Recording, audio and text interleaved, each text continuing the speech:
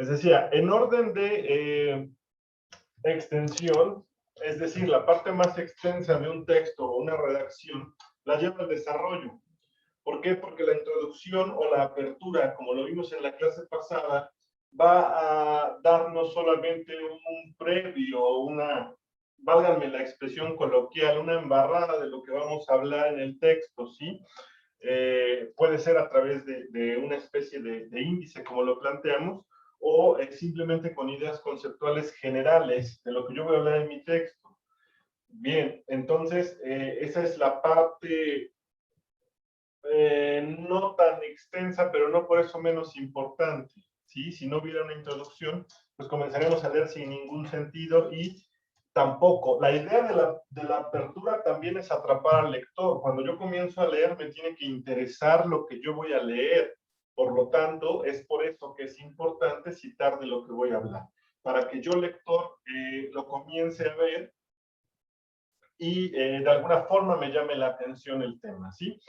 Posteriormente viene el desarrollo. Todo lo que planteamos lo vamos a desarrollar, por lo tanto, los párrafos de desarrollo es la parte más extensa de un texto. No importa la extensión del texto. Es decir, si el texto es de 20 hojas o el texto es de una cuartilla, el desarrollo tiene más amplitud que la apertura y el cierre, que la introducción y las conclusiones. En el caso de los ensayos es introducción, desarrollo, conclusión. Es decir, párrafos de apertura, párrafos de desarrollo y párrafos de cierre. En la estructura del ensayo como un producto literario, introducción, desarrollo, conclusiones. Bueno, es lo mismo, apertura, desarrollo y cierre. Pero en orden de extensión, reitero, el desarrollo es la parte más extensa, porque va a plantear ya, como su nombre lo indica, desarrollar todas las propuestas, la tesis planteada en la apertura, en fin, todo lo que dije que iba a abordar, aquí lo voy a abordar con amplitud y de forma desarrollada, de ahí su nombre, ¿correcto? Bien, entonces vamos a ver, los párrafos de desarrollo son aquellos en los que vamos a desarrollar las ideas, aquí está subrayado. Esto me va a permitir cumplir con el propósito de mi texto, es decir, si mi texto es, ahí ya vimos tipos de texto también, ¿sale? Los tipos de párrafo tienen que ver con la intención comunicativa y con la ubicación dentro del texto. ¿Y para qué me van a servir? El tipo de texto, ya vimos algunos tipos de texto y hablamos por ahí de textos históricos, hablamos por ahí de textos narrativos, textos biográficos, descriptivos, periodísticos, como es el caso de su producto final. Esos son los tipos de texto. El desarrollo me va a permitir entonces cumplir con el propósito de mi texto, porque aquí es donde voy a ampliar, a desarrollar, a desenvolver todos los planteamientos, ¿sí? Por eso es que me ayuda a cumplir el propósito del texto. Bien, entonces, cada uno de los párrafos elabora una idea, sugerencia. En un párrafo usemos una sola idea, es decir, primero voy a visualizar la idea que quiero transmitir y posteriormente voy a redactar en torno a la idea y no al revés. Si yo primero redacto y después de redactar pretendo cuadrar mi idea, pues ya no me da. Primero analizo mi idea, la visualizo y posteriormente la redacto. Bien, entonces, por esta razón, podemos elegir diferentes opciones para desarrollar estas ideas o para desarrollar el propósito de nuestro texto. ¿De qué me va a servir el desarrollo? De sustentar. Es una sustentación de mis ideas o de mis planteamientos, ¿va? Entonces, hacer, reitero, la parte más extensa del texto es la que tiene más diversidad de tipos de párrafos de desarrollo, por decirlo de alguna forma burda. Es decir, pueden ser variados. Y ahorita vamos a ver cada uno de ellos o hasta donde nos dé tiempo. El primero de ellos es el párrafo de cita. ¿Por qué párrafo de cita? Su nombre lo indica. Me va a permitir citar una referencia. Ya vieron por ahí en investigación o en esta materia que llevan, que tiene que ver con investigación, seguramente la cita, ¿verdad? Hay formas de citar, diferentes formas de citar, hay citas textuales, citas referenciadas, etcétera. Todo párrafo que lleva algún tipo de cita, sin importar si el formato de la cita, más que nada, es un párrafo de cita. Bien, en este párrafo de cita es es fundamental que la cita, entonces, por obvias razones, es el elemento central de este párrafo.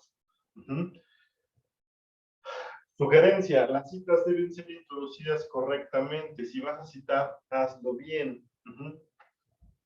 Dice aquí que no es recomendable iniciar el párrafo con la cita directamente, sino se sugiere o es preferente utilizar algún conector, que como puede ser según de acuerdo con, como dice tal, en el libro tal, fulano de tal dijo tal cosa, es decir, algún conector para dar esa pauta a precisar que vamos a citar, independientemente del formato de la cita, reitero.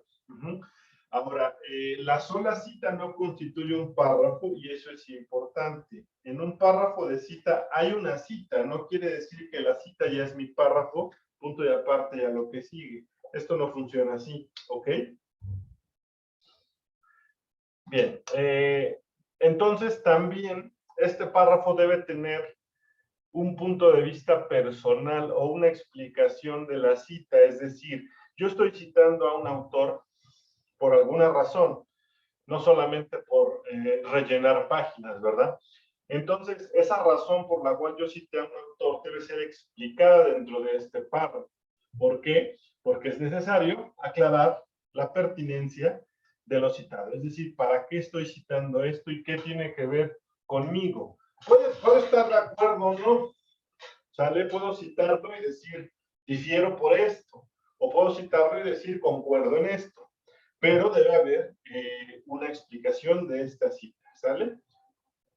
Y también en esa explicación se va a aclarar, dice que se aclara la interpretación que el autor está dando de ello, es decir, voy a hacer una aclaración.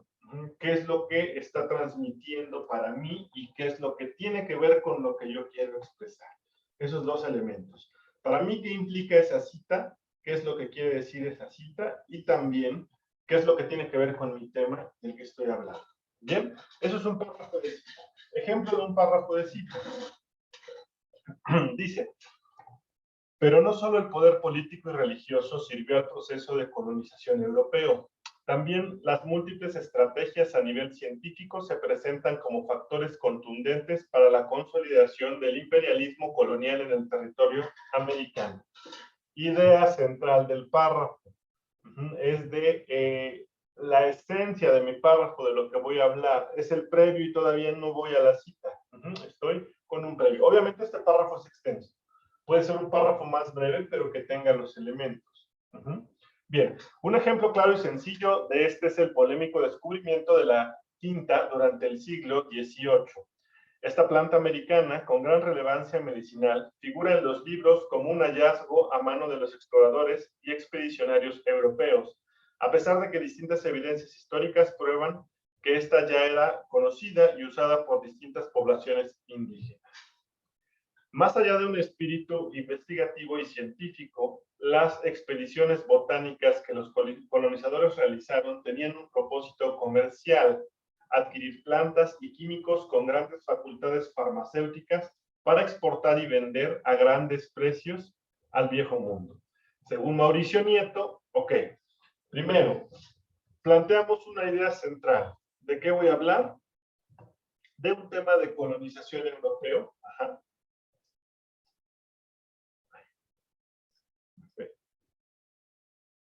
Listo, volvimos. Estoy hablando de un tema de colonización europeo, ¿verdad?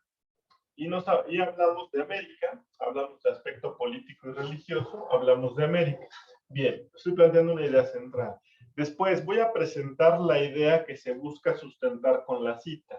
Esta idea normalmente es del autor, de quien está redactando. Es decir, si yo escribí este párrafo, es mi idea. Yo estoy planteando esta situación y con esto voy a presentar la idea que se busca sustentar con mi cita. Y entonces viene el conector. Decíamos que no se cita directamente sin poner algún conector en esto. Según Mauricio Nieto, 2003, estos viajes de exploración serían el centro de interés públicos, políticos y comerciales de las élites e imperios europeos. ¿Va? Entonces aquí yo ya estoy citando como tal, ¿sale? La historia natural constituiría una forma de apropiación y jugaría un papel central en las políticas de Estado. El trabajo del naturalista clasificando y nombrando objetos naturales facilitaría el control no solo de la naturaleza, sino de otras culturas. Párrafo 1, ahí está la cita. Esta cita me va a permitir dar validez o apoyar o sustentar o reforzar lo que estoy planteando. Es decir, yo no solamente puedo poner esto como un párrafo, según Mauricio Nieto y hasta párrafo 1. Si yo pongo esto, efectivamente es una cita. ¿Es válida la cita? Sí. ¿Está bien citado? También. ¿Hay una correcta redacción? No, porque no estoy cumpliendo los elementos que debe tener el párrafo, que son por lo menos una idea central, un previo mío que va a presentar la cita y ahora sí la cita con el sustento, ¿sí? Posteriormente a ello, como lo dijimos hace un momento, viene la explicación, el qué razón tuve de haber hecho la cita. Así pues, retomando el caso de la quina, que alguna vez se llamó cinchona para los indígenas, se puede ver cómo esta planta fue, por un lado, utilizado como un elemento que ayudaba a la consolidación económica del imperialismo europeo, pero asimismo su inclusión a la medicina occidental como un descubrimiento generó enormes avances medicinales y sobre todo reforzó su estatus de ciencia dominante. Es decir, una especie de mini conclusión dentro de mi idea central, planteamiento, referencia hacia la cita o el planteamiento que va a presentar o lo que quiero sustentar con la cita.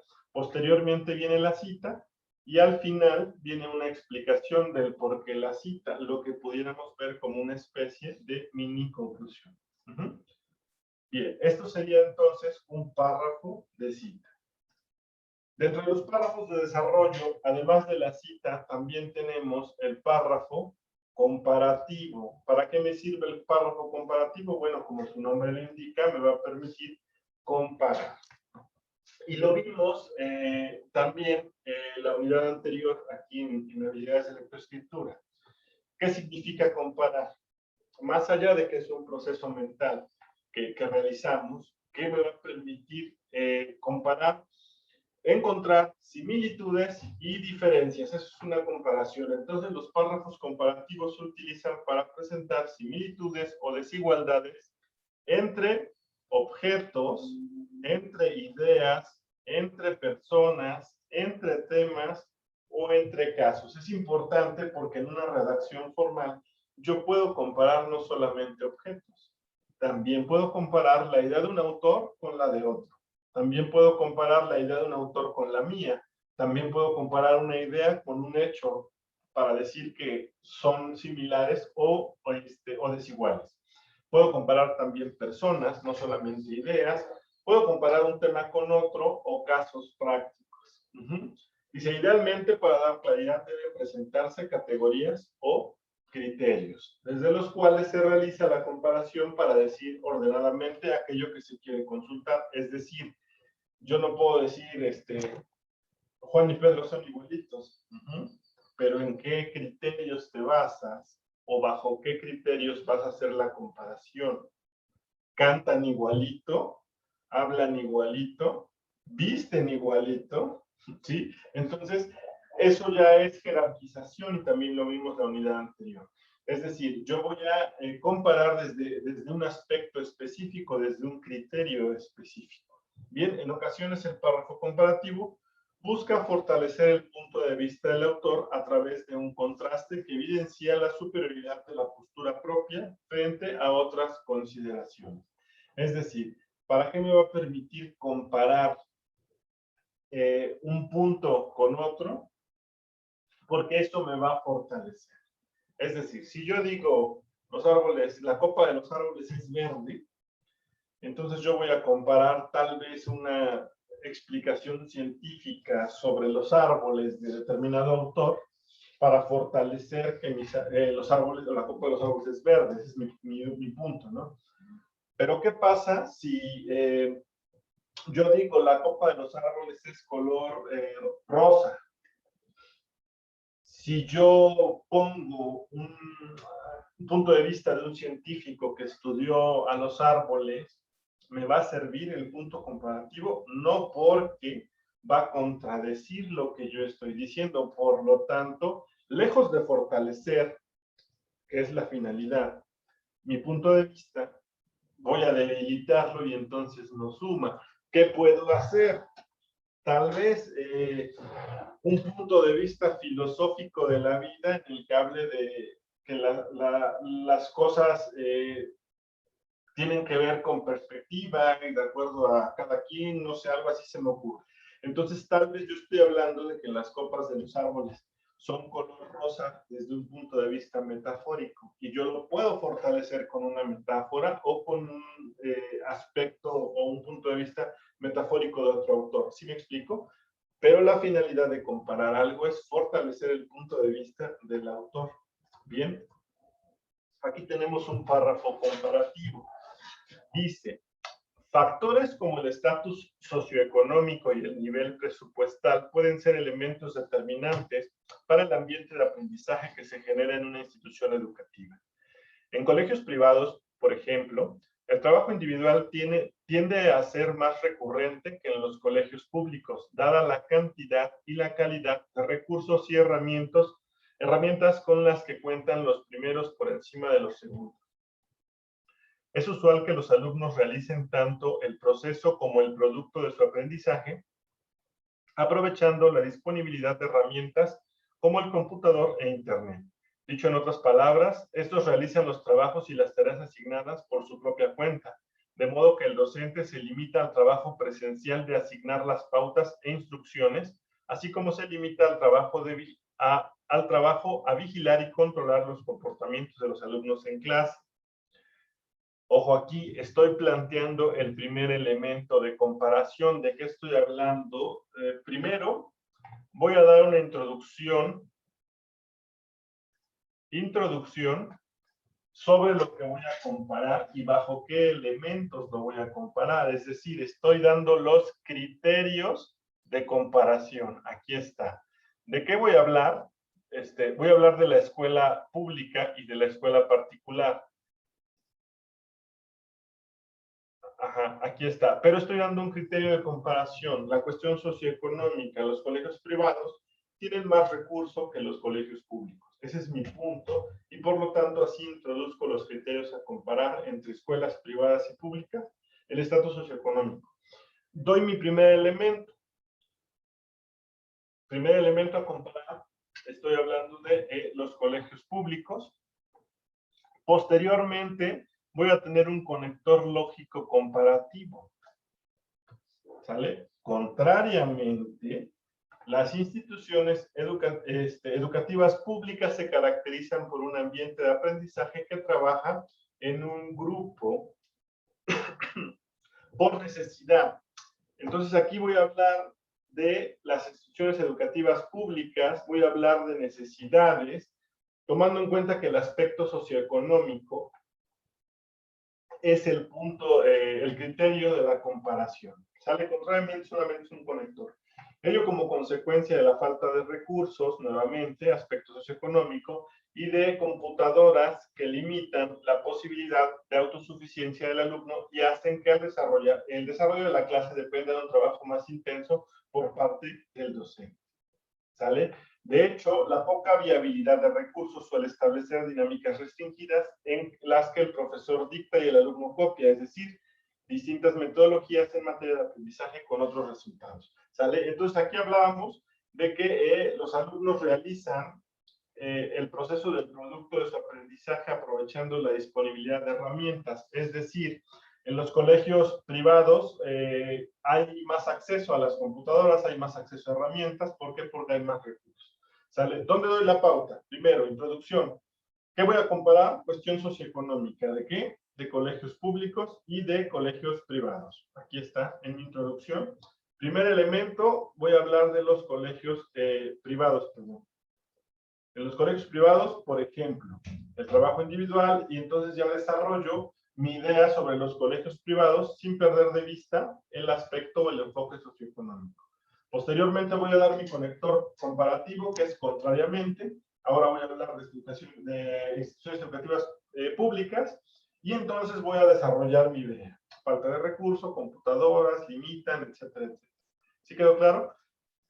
Obviamente este es un texto un poco extenso, ¿verdad? Pero pudiéramos hablar, por ejemplo, de bicicletas contra motos, autos eléctricos contra autos de gasolina, etcétera. No hay infinidad de cosas que pudiéramos comparar, pero lo importante es tener una introducción que especifique los criterios de comparación, dar el primer elemento, desarrollar el primer punto comparativo, tener un conector y desarrollar el segundo elemento de comparación. ¿Sale? Esto nos va a servir para tener un punto de referencia entre dos aspectos y fortalecer el punto de vista del autor. ¿Sale? Sea cual sea la finalidad es fortalecer. Bien, dentro de los mismos párrafos de desarrollo también tenemos el párrafo descriptivo. ¿Para qué me sirve el párrafo descriptivo? Y también es algo que vimos en la unidad anterior. Descripción. ¿Qué implica la descripción? Una observación para poder obtener las características o cualidades de algo o de alguien. Eso es describir, obtener las características a través de la observación. Para poder hacer una descripción correcta debe haber, por supuesto, un orden lógico a través de categorías. ¿Sale? Esto va a ir desde lo general hasta lo particular. De lo externo al interno o viceversa. Lo importante es presentar la descripción de manera clara y ordenada. Es decir, si no tiene un orden, no se va a entender la descripción. Bien, al enlistar los detalles se pueden usar enumeraciones sencillas con ideas separadas por comas, o se pueden usar enumeraciones complejas con ideas separadas por punto y coma o punto y seguido. Es decir, depende también de la extensión del párrafo y la complejidad. Si va a ser un párrafo muy extenso, voy a tener que emplear punto y coma y también punto y seguido. Si va a ser un párrafo sencillo, por ejemplo, si hablamos de una descripción física, que es lo básico, puedo poner alto, coma, delgado, coma, tez morena, coma, ojos cafés, coma, cabello largo, coma, etc. Y si hablamos de situaciones más complejas, vamos al ejemplo. Bien, párrafo descriptivo. Dice, el sistema democrático es tanto sistema político, en tanto sistema político se caracteriza de manera particular por su deseo de plantear realizaciones horizontales de poder donde se abandona la dependencia de un actor a otro y se propone una interdependencia voluntaria entre los actores. Punto y seguido, tal interdependencia se expresa a través de un mutuo reconocimiento de los individuos como iguales, entendiendo,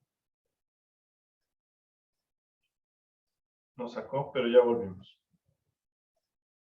Bien, entendiendo que cada quien posee un interés individual y del mismo modo todos los implicados en tal relación poseen un interés común, a saber, el desarrollo y realización de todos los intereses particulares, punto y seguido. Si se dan cuenta, cada punto y seguido me lleva a la siguiente idea. Todas con el fin de describir el sistema democrático.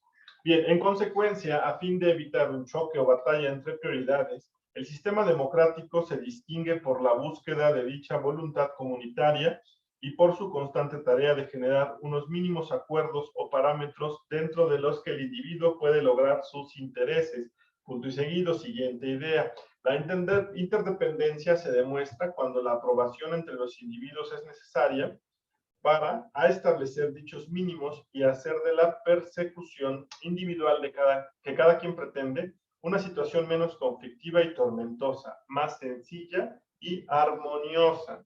Bien, dice, oración sencilla que indica el inicio de un párrafo descriptivo. Se enuncia un concepto, es decir, voy a abrir mi párrafo enunciando en una oración el concepto que pretendo describir. No puedo describir todo y al final poner el concepto porque entonces estaríamos hablando más o menos de una adivinanza y no de una descripción, ¿verdad? Entonces, Mi primera oración debe ser algo sencillo que mencione como mínimo el concepto que pretendo describir. Sistema democrático en el caso del ejemplo. Y se presentan expresiones como se caracteriza. ¿Por qué? Porque voy a describirlo de esta forma, voy a hablar de sus características. Bien, entonces enuncio el objeto a describir y realizo la expresión, se caracteriza por tener, bla, bla, bla, se caracteriza de manera particular, etc. Bien, los párrafos descriptivos no presentan una definición. Ojo aquí, no voy a hacer un párrafo descriptivo para dar una definición de diccionario.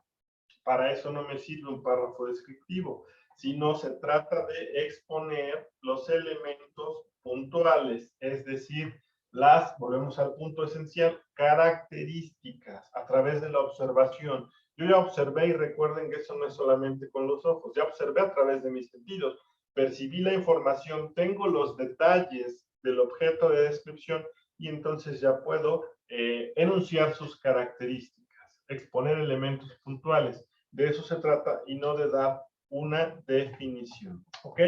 En este caso, que se trata de un texto un poquito extenso y complejo, están separadas cada una de los elementos propios de la descripción a través de un punto y seguido. Ya lo vieron, acá hay otro punto y seguido, por aquí había otro punto y seguido. Es decir, tengo al menos 1, 2, 3, 4 puntos desarrollados y separados, o 4 ideas, perdón, desarrolladas dentro de los elementos descriptivos del sistema democrático, separadas por un punto y seguido. ¿Sale? Bien, chicos, yo creo que hasta aquí vamos a llegar por hoy. No sé si alguien tenga alguna duda o comentario respecto a lo que acabamos de mencionar.